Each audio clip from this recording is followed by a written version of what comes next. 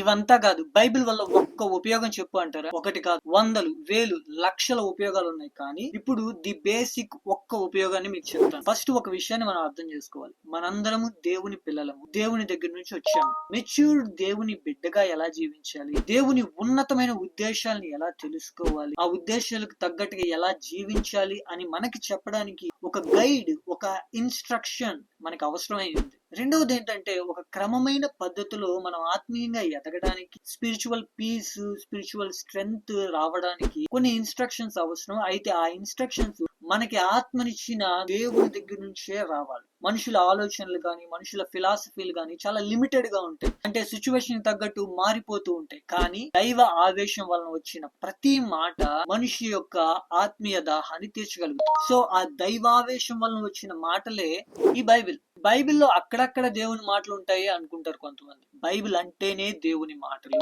So పౌలు తిమోతికి రాసిన 2వ పత్రిక 3వ అధ్యాయం 16-17 వచనాల్లో ఇలా ఉంది. ఏంటంటే, దైవావేశం వలన వచ్చిన ప్రతి లేఖనము ఉపదేశించడానికి, ఏది కరెక్ట్ ఏది తప్పు అని మనకి టీచ్ చేయడానికి, ఖండించడానికి, ఇదిగో నువ్వు తప్పు చేసావు చూడు అని ఖండించడానికి, తప్పు సరిదిద్దడానికి, అంటే నువ్వు తప్పు చేసేసావు అయితే ఇలా చేసి దాన్ని సరిదిద్దుకో అని మనల్ని కరెక్ట్ చేయడానికి, అలాగే నీతి యందు శిక్ష చేయడానికి, అంటే ఇక మీదట మంచి పనులు మాత్రమే, నీతి పనులు మాత్రమే చేయడానికి ఒక ట్రైనింగ్ ఇచ్చి తయారు చేయడానికి ప్రయోజనకరముగా ఉన్నది అని రాయబడింది. ఒక మనిషికి ఈ భూమి మీద ఇంతకు మించిన గైడ్ ఇంకోటి ఏముంటుంది? ఇది బైబిల్ వల్ల మనకున్న బేసిక్ అండ్ ఫండమెంటల్ ఉపయోగము లేకపోతే ప్రయోజనము.